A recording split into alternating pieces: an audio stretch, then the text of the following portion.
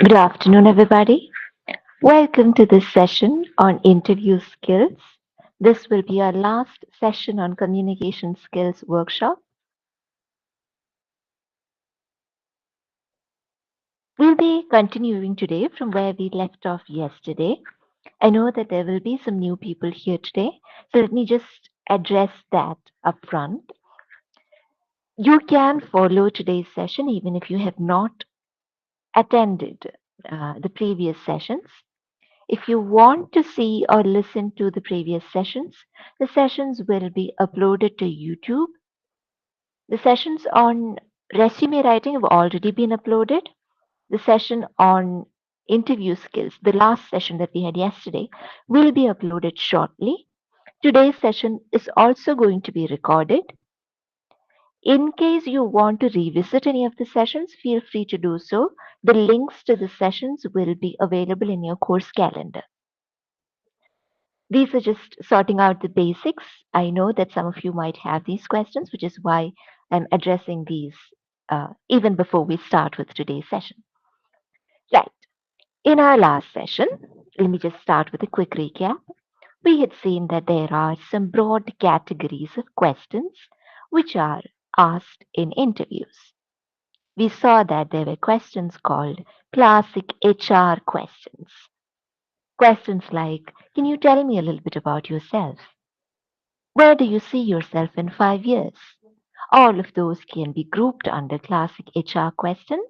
And in order to answer classic HR questions, we use the formula of present, past, future. That is, we start from the present, go back to the past, and envision ourselves in the future as handling this job for which you've applied at the moment. Okay?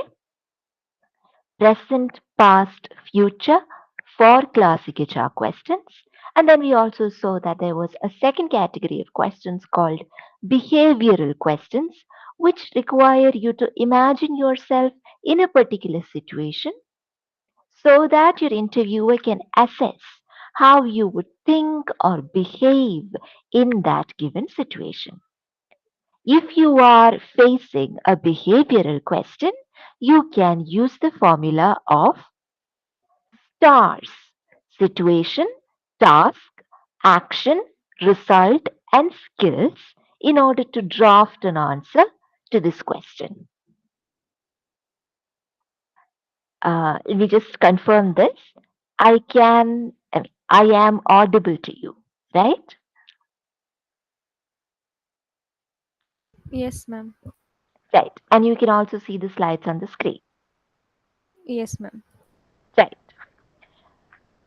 Okay. Now, what does this STARS method imply?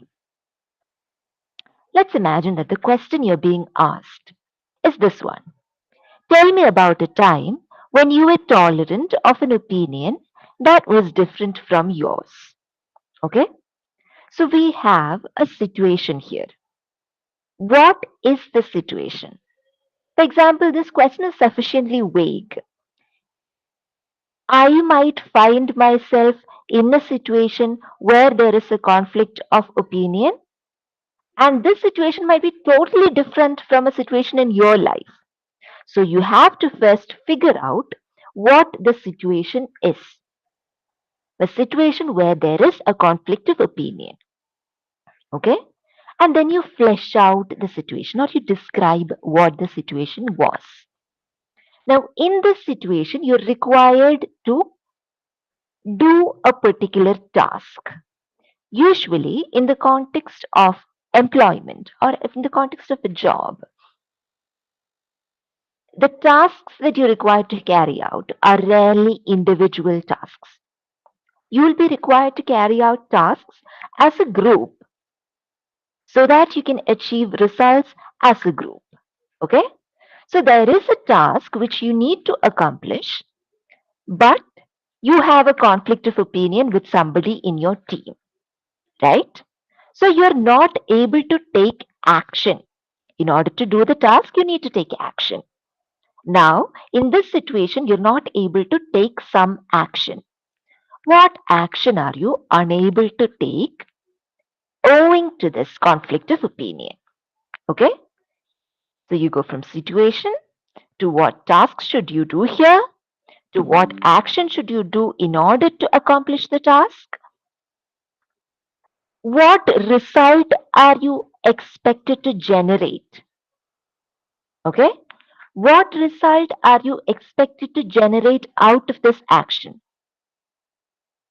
And finally, what skills did you gain or did you use in order to achieve this result despite your conflict of opinion? Okay, imagine that you are in an editorial team, for instance, but there is a conflict of opinion within that editorial team. You're one of the editors, there's another editor as well. There is a conflict of opinion regarding some content or the other, which needs to be included in that particular output. Let's say it's a magazine, in that particular magazine. So, what is the task that you're supposed to do here? You're supposed to decide on the content, proofread the content, edit the content, and finalize it. Okay? You're supposed to get it ready for print, get the content ready for print. But you have a difference of opinion with an editor. The action that you're required to do, the first action that you're required to do here, therefore involves a selection of material. And this is where somebody is disagreeing with you. They think some article should not be published. Okay? The result that you're expected to generate is a very good, readable, well edited magazine. But your editing skills will not suffice here. You also need people skills in order to resolve this conflict of opinion. So what do? You have a discussion with the editor, with the other editor. You decide, you talk about why it is that something should be included or should not be included in the magazine. You discuss this conflict piece in detail. You arrive at a compromise. Some things should be omitted from that piece, but the piece itself can be included in the magazine. But you have to talk it out with the other editor in order to arrive at a consensus, right? So you decide on what needs to be omitted from the magazine, what can be included in the magazine, why it is beneficial to include this article in the magazine, right? You resolve that conflict of opinion. And what skills do you demonstrate here? You demonstrate that you are an excellent editor, first of all, but you also demonstrate that you can solve problems in an amicable manner. Amicable is friendly manner without, a great deal of fighting. It also shows that you can persuade somebody to think along the lines that you are suggesting. You can be persuasive. Okay? It also shows that you are willing to compromise so as to achieve group goals. All of these are skills that you demonstrate through this situation. So, when you get a behavioral question which can possibly expose a negative side of your character, you think about the situation first. You approach the situation by prioritizing the task at hand. You make sure to arrive at a compromise,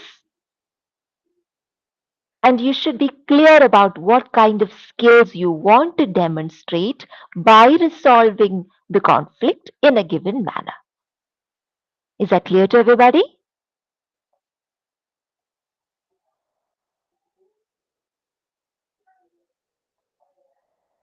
Is that clear to Yes, everybody? ma'am. Okay. Now I'm going to ask you a question. Tell me about a time when somebody gave you harsh criticism. How did you respond to it? This is my question. Tell me about a time when somebody gave you really harsh criticism. How did you respond to this? This is my question. Now, I want you to think about this. Take your time, think about this, and then maybe answer me using the STARS method. So, you need to place yourself in the situation, task, action, result, and what skills do you demonstrate at the end of all of this? Okay? Harsh criticism, how did you receive it or how did you respond to it? This is my question. Now, there are some other general tips that you can keep in mind before you go into an interview. It's always more effective when you use specific examples rather than make generic statements. When you say a specific example, it does not have to include every nitty gritty of the situation. All the nitty gritties of the situation do not have to be included in a specific example. A specific example is a situation, in other words. A specific example involves given constraints or a given context. In a given context, how do you demonstrate any skill? For example, if you have, if analytics is one of your skills, then rather than saying, I am extremely good at analytics, use an example of a time or a project where you demonstrated your skills in analytics. Okay? It's also helpful in order to not stray away from the topic at hand. Sometimes when we are talking, we tend to ramble on. We forget what the question was after a few sentences. So it's very helpful in order to, if you try to answer to the question, do not let the question out of your sight, in other words. Getting sidetracked is focusing on minor details, losing track of your answer itself. So it's very helpful in order to always keep the question in sight, to not forget what question is it that you are answering to. Any answer that you give is going to be more impactful if you conclude the answer properly. For example, we concluded the STARS method with skills, right? What, what kind of skills did you either attain out of this experience or did you demonstrate through this experience? So, adding the skills element, or sometimes the conclusion might be what result did you produce at the end of a task? Adding the conclusion, adding the outcome, or adding your takeaways from the situation can help your interviewers see that you have gained something from this situation. You're not just responding to the situation, but you're also learning from experience. A lot of times people say stuff like, I'm a quick learner, but they don't amply demonstrate how they learn quickly. For example, is it bookish knowledge that you gain quickly? Or are you very good at figuring out how to respond in a given situation? Right? So make sure to conclude your answers either with skills you've gained or demonstrated or by citing the outcomes that you've generated. Like we discussed in our last class, every employer has certain needs. If you study the job description, you will see that they've put out an advertisement asking for a candidate with certain qualities and skills. So when you give an answer, if you could make your own qualities and skills align with the needs of the employer, it would really hike up your value in front of the interview panel. Okay? It can allow them to appraise you in a different light. It's not just you and your life, Rather, it is you as a candidate who fits this job profile.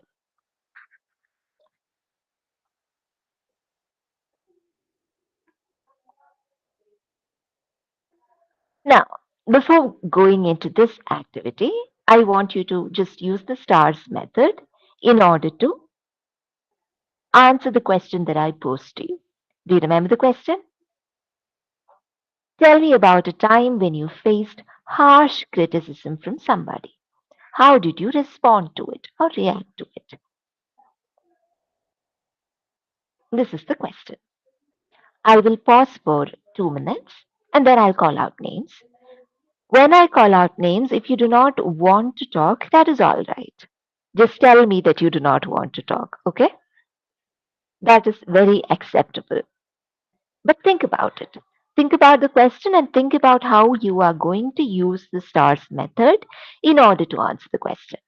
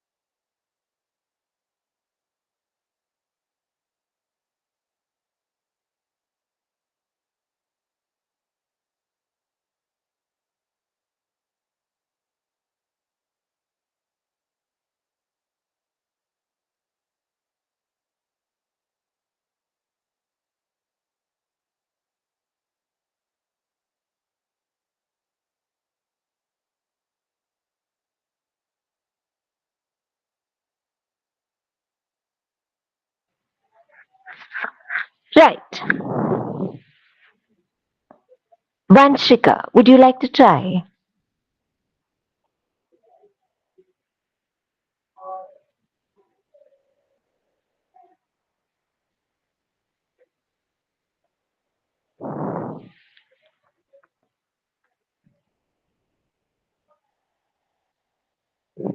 Okay. Chaitanya, would you like to try?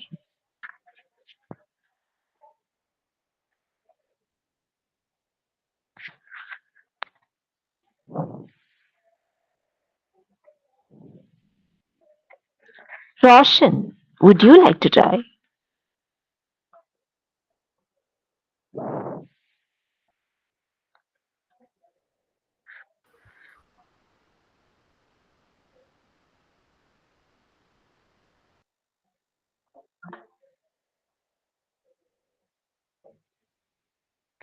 What are you sorry about, Aman? Do not leave the meeting. It's okay if you do not want to talk. I can understand that. It's also okay if you are not in a situation. Do we need to write this? You don't have to write it. You just need to tell me the answer. Okay. I just posted the question in the chat box just so you guys can see it.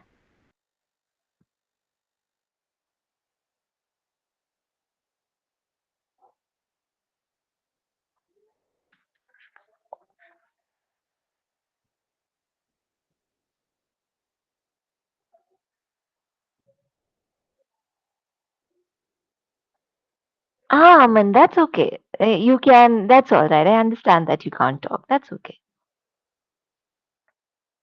Tanmay, can you tell me the answer?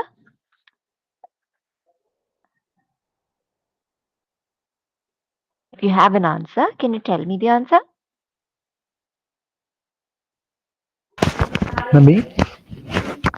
No, I was asking Tanmay. Tanmay has Okay. posted something in the chat box. So I thought she might have an answer.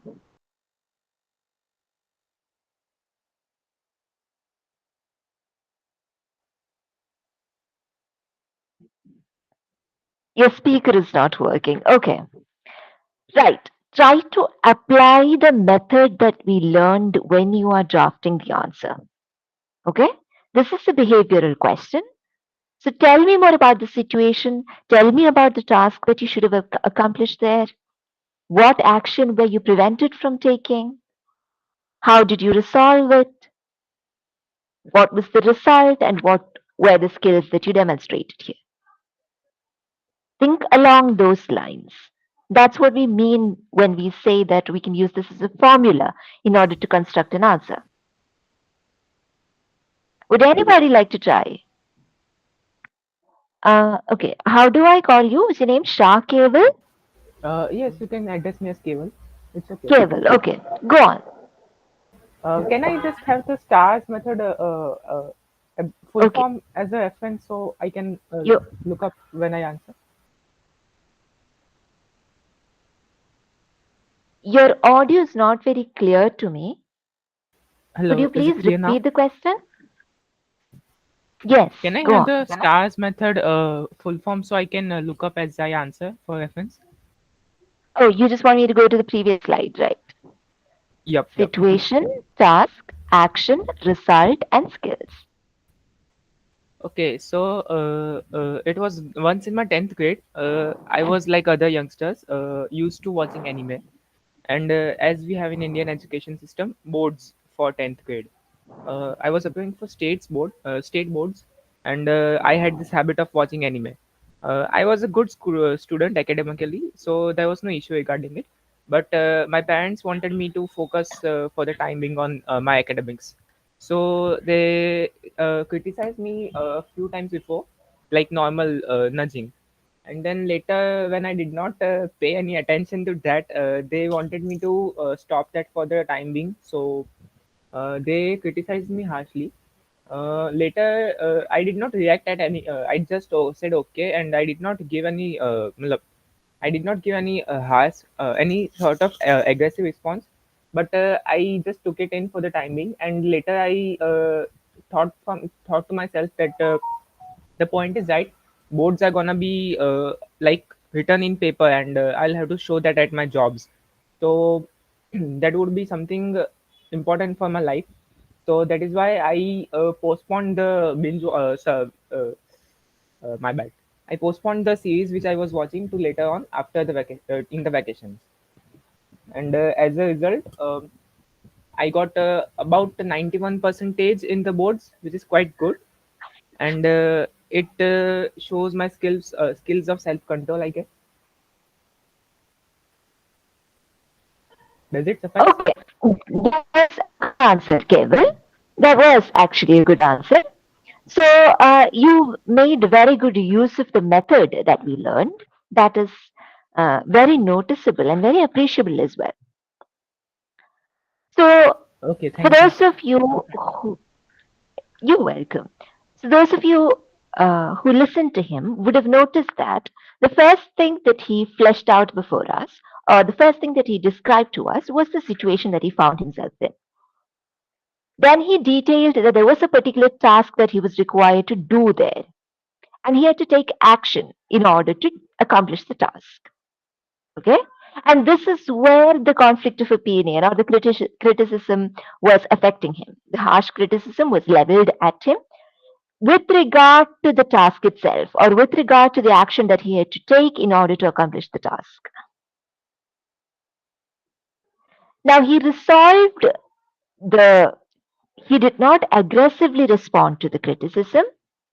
He resolved the situation by taking action on it, by receiving it positively. He produced results, and by producing these results, he demonstrated the skill of self control. Actually, it also discipline, I would say. So, if you look at this is how you can approach any behavioral question. First of all, you'll have to imagine yourself in the situation. Without imagining yourself in the situation, you will not be able to provide a sufficient enough or a concrete enough answer to a question like, tell me about a situation when you faced harsh criticism.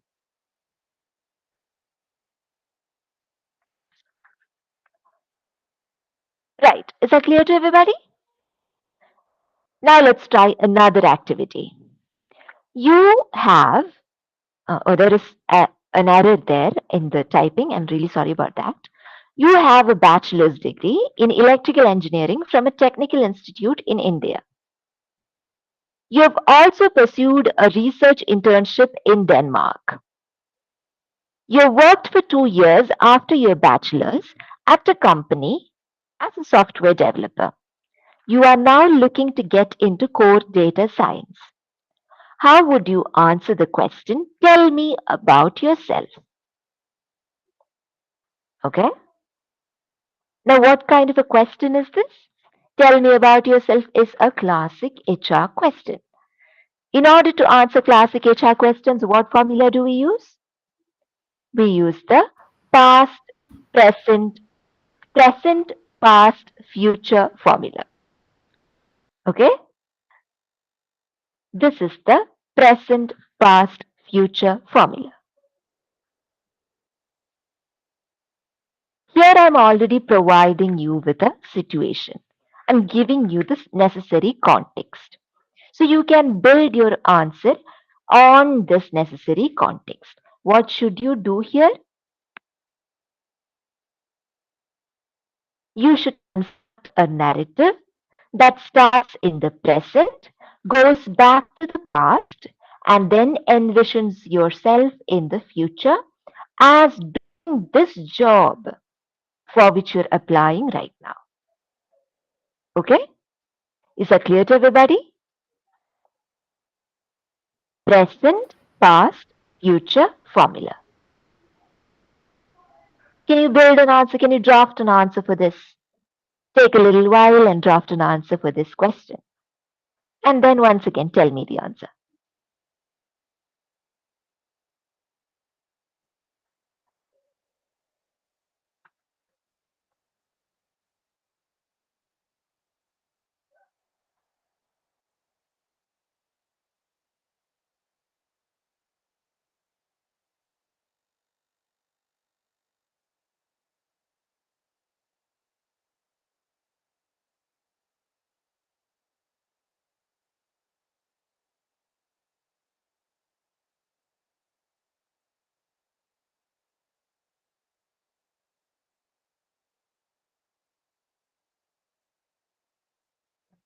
Is the question clear to everybody? If you need me to repeat the question, please let me know. Raise your hand or drop a message in the chat box.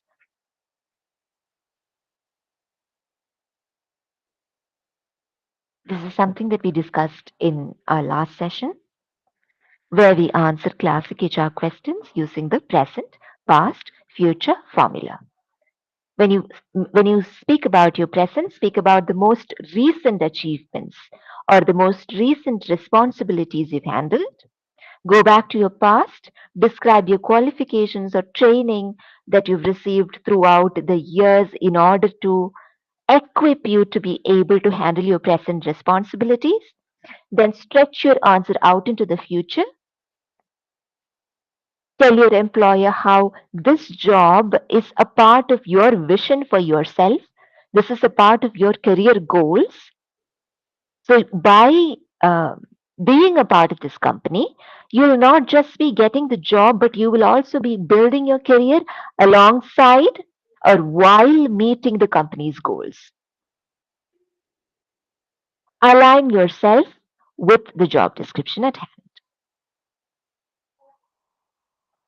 In this specific situation, you'll have to justify why you are looking to change your core area. You are now trying to get into data science. Why would you, who have a bachelor's in electrical engineering, make this transition into core data science? That is also something that you will have to address in this particular answer.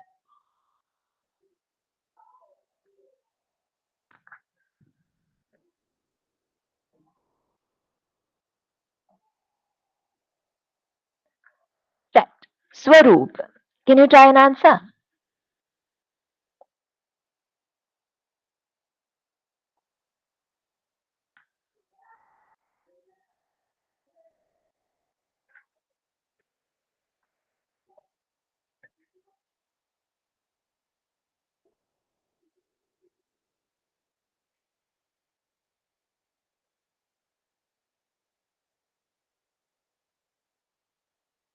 I will answer.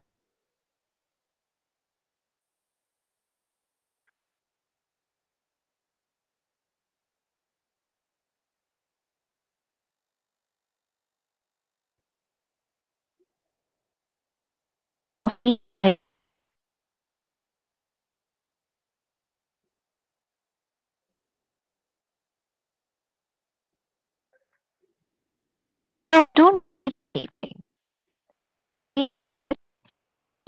It's all right. Okay? Now you need to answer.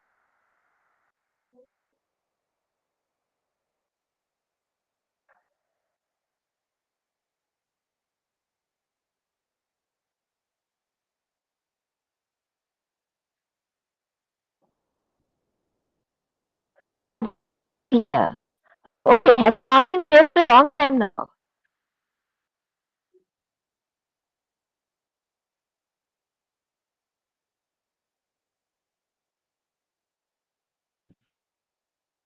My voice not audible to you, No, and how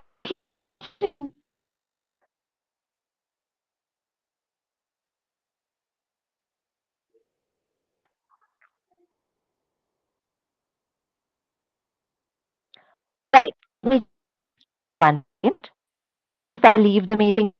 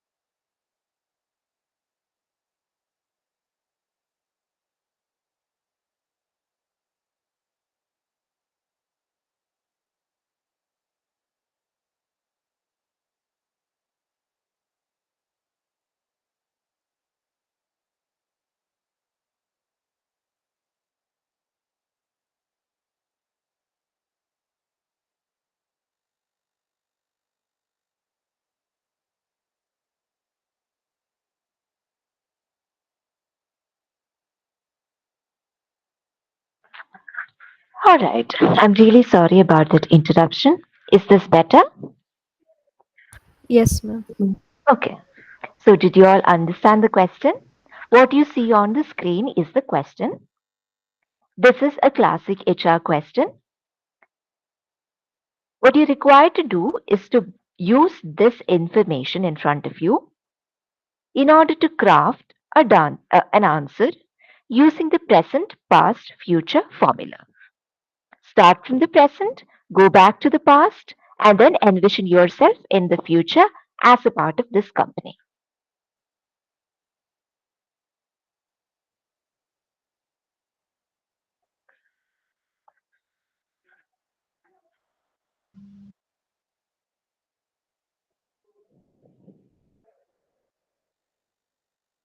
You start with your most recent accomplishments or the most recent responsibilities that you've handled.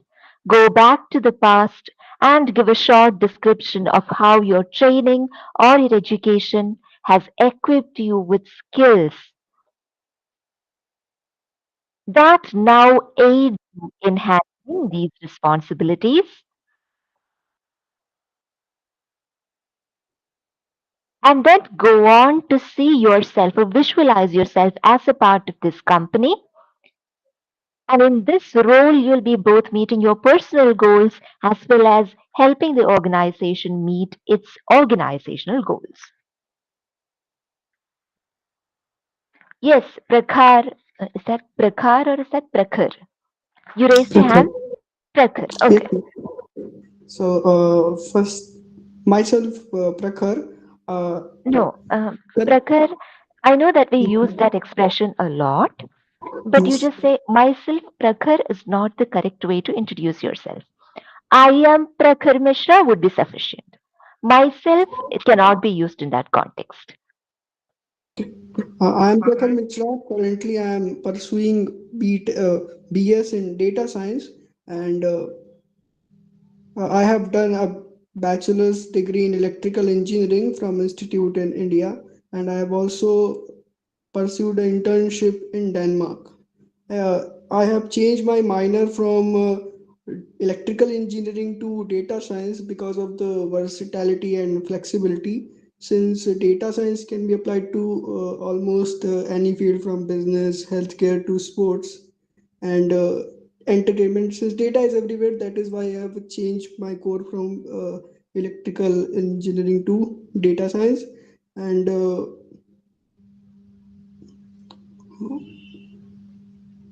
About your future?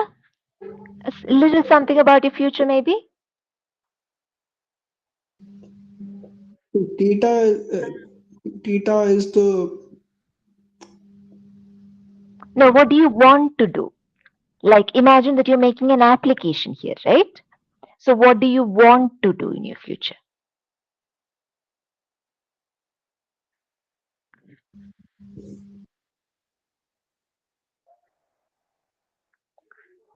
Prakhar, yes, ma'am. Uh, can you hear me now? yes. Okay. Uh, use data analytics uh, to to to to help in the uh, policy making and in marketing. That's okay. See, whatever you have said right now is sufficient. Okay? And you said you drafted the answer very well, actually. Okay?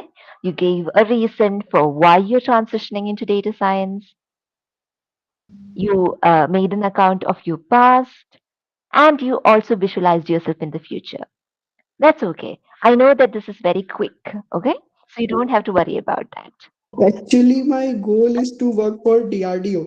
So I have prepared a kind of answer for DRDO, but I cannot say that in a kind of a company HR interview that my answer for that interview is to help data and to help data to develop to apply it in the policy making and in the defense analytics. So You know, that I that's have a very good answer. That is a very good answer. That's exactly what you should have said. I don't see Yes. why you feel as if you could not say that. Just because the question is called, it's categorized as a classic HR question, that doesn't mean you cannot mention policy making in that. That's a perfectly good answer. That's a very well drafted answer. Good job there. Right. Now I think you've got the hang of it. Now we're moving on to what a cover letter includes. A cover letter, I think we discussed this shortly even when we were discussing resumes.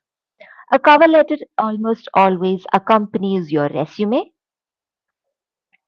and it follows the format of a formal letter. You'll have a heading, there will be a salutation, and typically you will have the body of the letter will consist of three paragraphs, three short paragraphs. The cover letter will include an introduction. It will also detail how you can be a good fit for this job. Remember that a cover letter is also that space where you can detail your achievements in full sentences, as opposed to a resume where everything has to be condensed down into bulleted points, right? So, this is the place where you can give a little more detail into your own life or your achievements or your qualifications. This is also where you can demonstrate that you are genuinely interested in this opportunity. You're not just blindly making this application.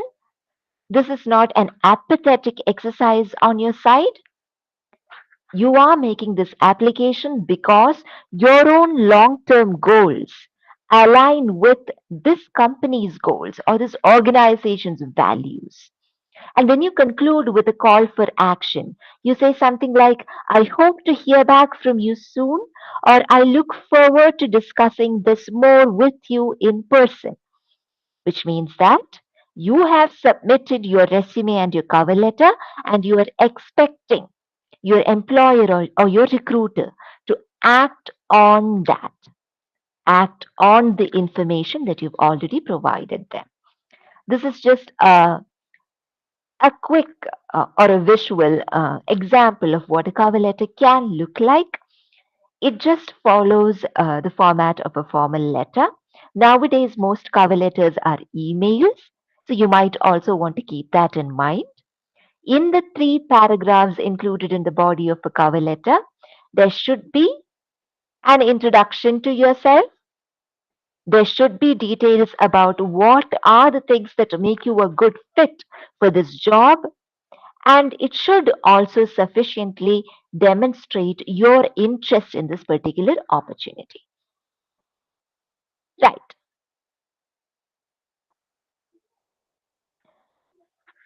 In an interview, you will answer some questions by the interviewers, but you can also ask your interviewer questions. You can prepare these questions beforehand. These questions should not appear to be premature questions. So your questions should be well researched and well motivated, right? Every question that you ask your interviewer should show that you have a good amount of information about how this company operates. For example, you can ask your interviewer, what opportunities will I have for cross departmental progression if I take up this job? Cross departmental progression is when, see, for example, you might start in one particular department, but you also visualize your career to progress into other departments, maybe. You need to have a freedom of choice as to what you can do in your career. So, will this company allow me to cross across departments in a few years, let's say? In a few years, you feel like you might want to transfer or you might want to go into, let's say, consultancy. Is there an opportunity here for you to make that transition? That is a well informed and a well motivated question. It also shows your recruiter that you're a very ambitious person. So the company should offer you sufficient opportunities if you to take up this job. You can also ask things like, what would a typical work day look like for someone in my role? You can ask them, what is my team like? What are our targets like? Okay? What would be the most rewarding aspect of my job here? All of these are valid questions that you can pose to a recruiter. Remember, your questions should be well researched, they should be well motivated, and they should demonstrate your interest or your ambition.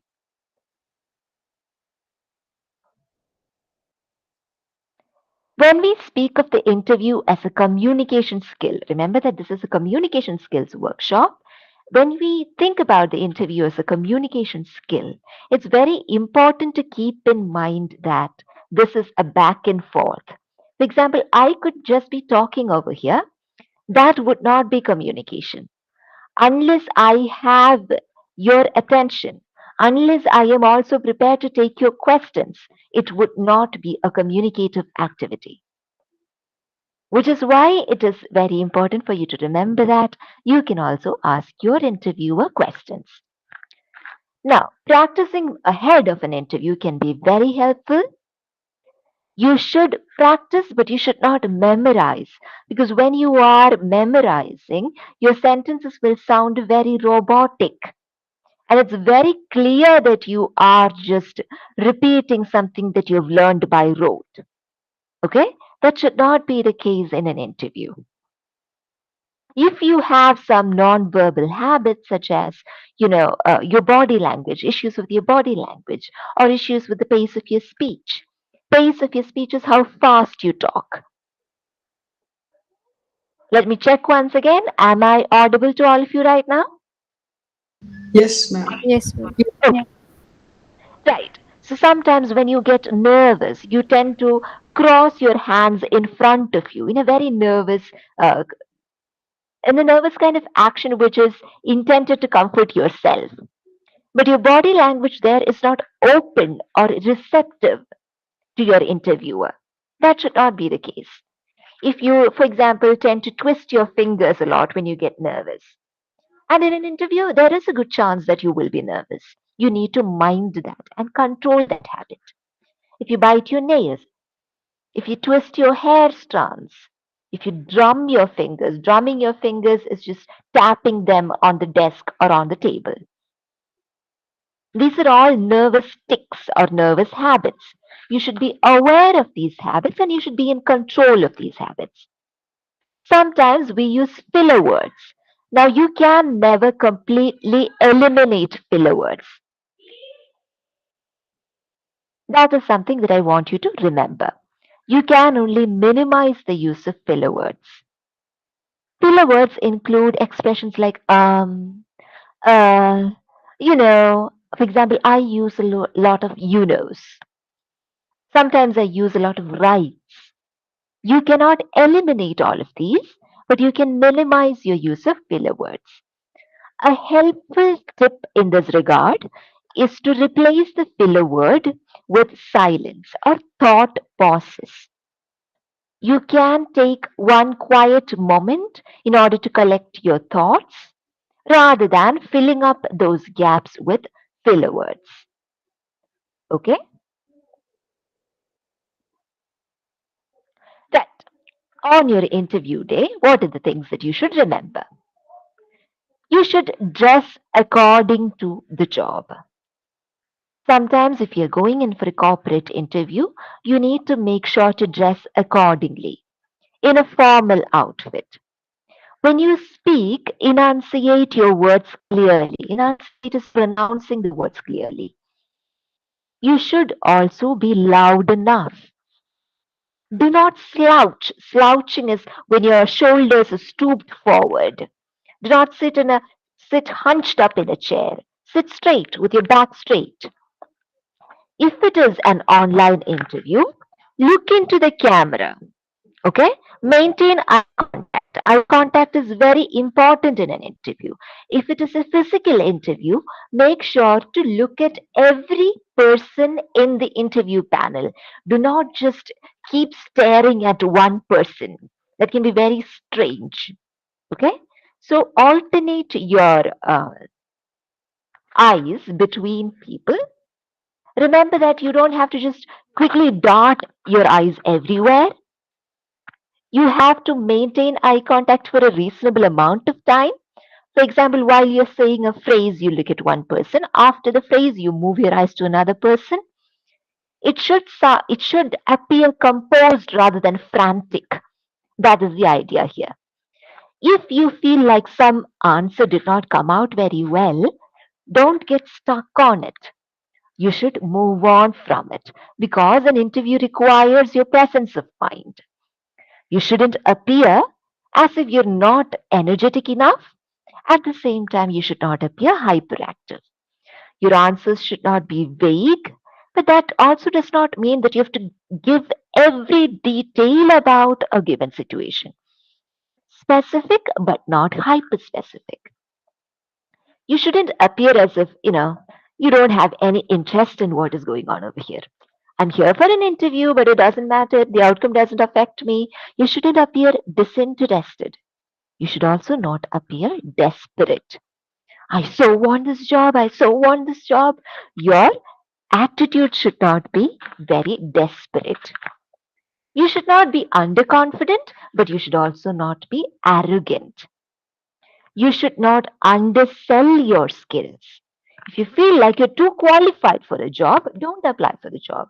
You should also not oversell your skills.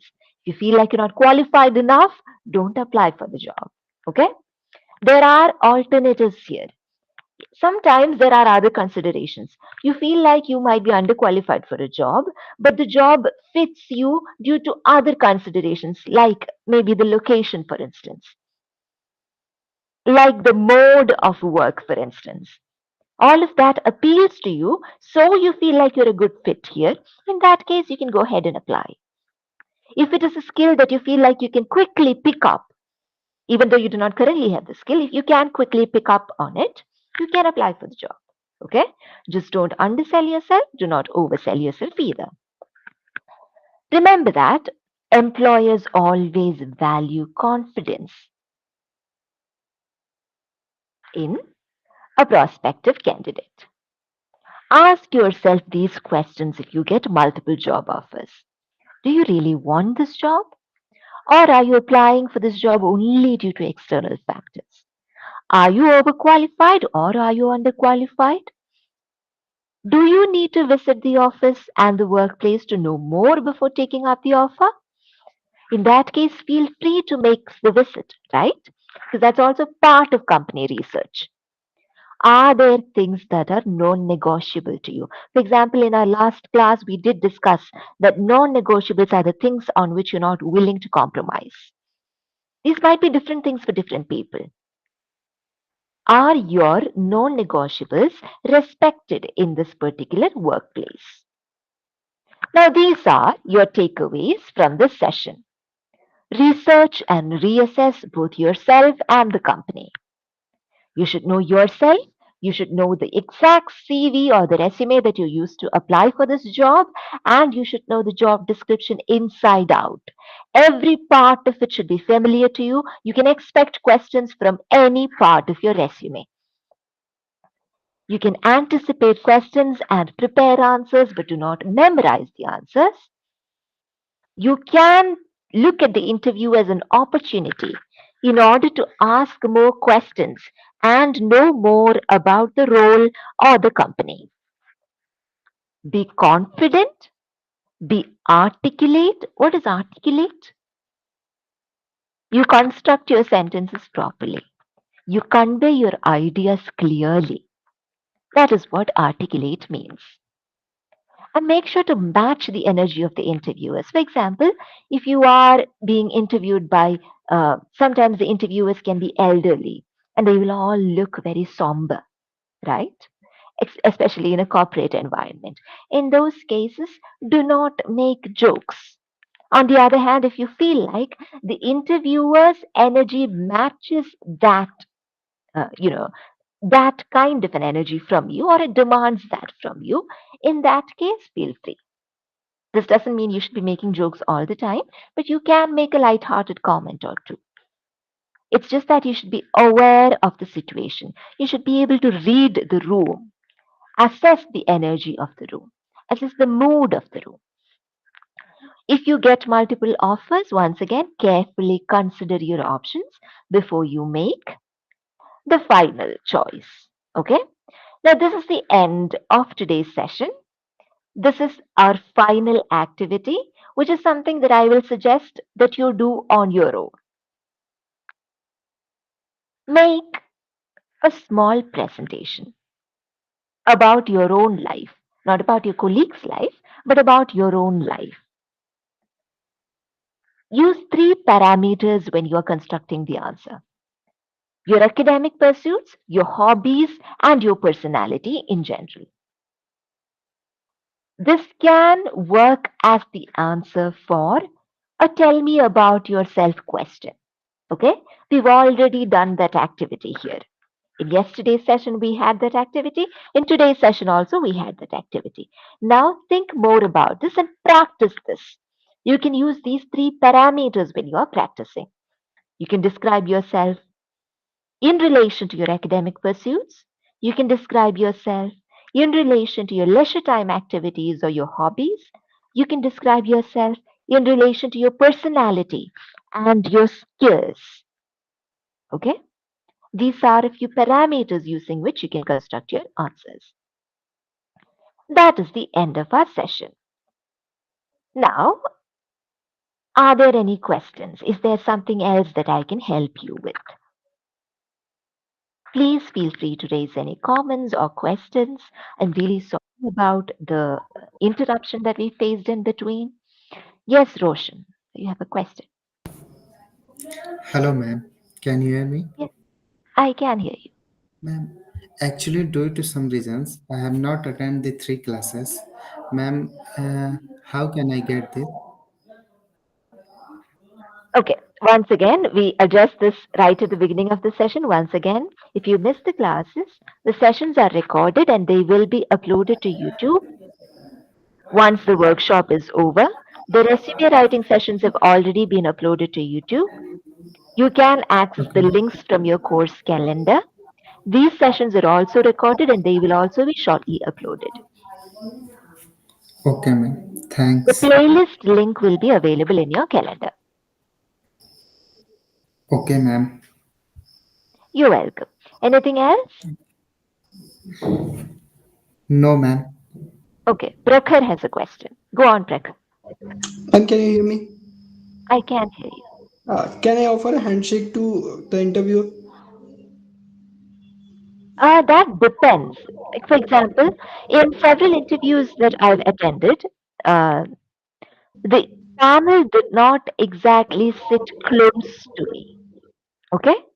The panel did not also get up to receive me or anything of that sort. So it depends on the context. If the panel is seated far away from you, it's better not to go out of your way to offer a handshake. Rather, you can just wish them. Okay? You can politely wish them as in good morning. Okay? You do Okay. not necessarily have to offer a handshake. On the other hand, if you are being received by the interviewers, if the interviewer is letting you into the room, for instance, in that case, you will be in close proximity. There you have the option to give a handshake. Okay. One more thing. I used to sign in Hindi. Does it affect anything? Do you mean your signature? Yes, yes, yes. No, it does not affect anything. Okay. Your signature does not affect the outcome of your interview. No. Okay. Right. Hello, ma'am. That would be. I have one more question. Can I ask? Yes. Yes, Roshan, go on. Ma'am, actually, Roshan, can you pause ma- for a second? okay, okay, Right. ma'am. Navishri, you do not have to worry either. I will stay on in the session. I just want to conclude the session and allow the others to leave. The session has ended for today. Please feel free to leave. I am staying on in order to address any remaining questions. If you have any remaining questions, kindly stay on. Feel free to have them addressed. You do not have to leave right now, but feel free to leave as it is already 6 o'clock. Thank you, everybody, for attending. I genuinely hope that this was helpful to you and that you will keep these pointers in mind as and when it is time for you to face an interview panel. Thank you for showing up. Please feel free to leave. Those who have questions, kindly ask. Yes, Roshan, go on. Ma'am, actually, I am preparing very well in English, but in my locality, no one is able to speak in English. Then, how can I improve my English in speaking, ma'am? So, do you read books, Roshan? Yes, ma'am. I would suggest that you read books which have lots of dialogues. For Okay. example, children's books, for instance, have a lot of dialogues. So I'm not talking about like extremely advanced reading or anything. I'm talking about books that have a lot of dialogues, just quite simply. So you take the book, and when you read it out loud. This is a problem that I faced as well. So I fully understand. A lot of the Ma'am, things, yes, okay. Ma'am, can you recommend any of that? any children's books. Children's books are best when you are trying to work on your speaking. Any children's books. Okay, ma'am. Just find a children's book and make sure that it has dialogues in it because you'll be reading it out loud. Okay? That also helps with speaking. Read the dialogues out loud. So each dialogue will be delivered by a particular character, right? Play Uh-huh. the character. Play the character in Yes. your mind. Deliver the dialogue as if you were the character. Keep doing this for a little while and you'll quickly notice that there is a difference in the manner in which you speak. Okay, ma'am. Thanks for the suggestion. You're very welcome. Now, Yashri, you had a question about stars. Oh, you don't have a question? I am staying on. If you want to have the question addressed, please feel free to do so. If you feel like you need to leave, that's also fine. She was asking for the stars method. Okay, I understand that, but what is it about the stars method that she has not mentioned?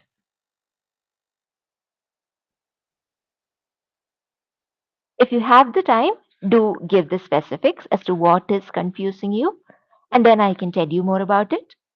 Otherwise, it's okay.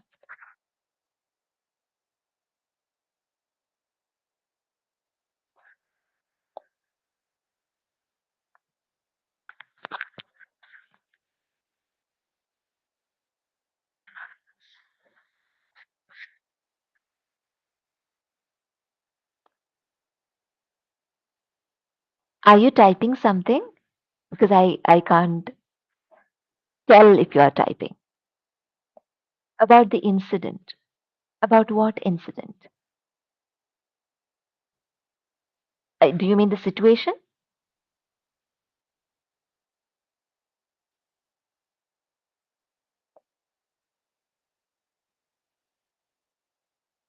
Okay, okay. So you are trying to ask me how is it that we speak about the situation when we are applying the stars method? Is that correct?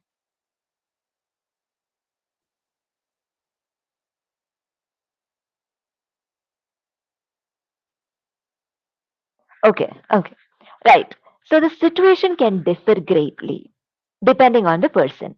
For example, the situation in which I faced harsh criticism might be very different from the situation in which you faced harsh criticism. Do you understand? So you need to cite a situation that you have faced. You don't have to cite a situation that someone else has faced. You have to cite a situation in which you have found yourself, where you had a conflict of opinion, or you had to face harsh criticism, or you faced some kind of difficulty in the workplace, a situation that you have encountered. And that situation, within that situation, you will also be required to carry out certain tasks. You will have to take certain actions in order to carry out that task. And that difference of opinion or the criticism that you're receiving might be getting in the way of this. So you need a resolution there. How do you resolve that? When you resolve it, you can get to the result. And by the manner in which you resolved it, you would have demonstrated certain skills, or by the process of resolving it, you would have gained certain skills. What are those skills? That is what you conclude your answer with. That clear now? Okay. I hope that is clear to everybody. That is it. We'll end the session then, if nobody has any more questions. Right. Thank you, everybody. All the best as you go ahead in your future. Thank you, ma'am. Thank you, ma'am.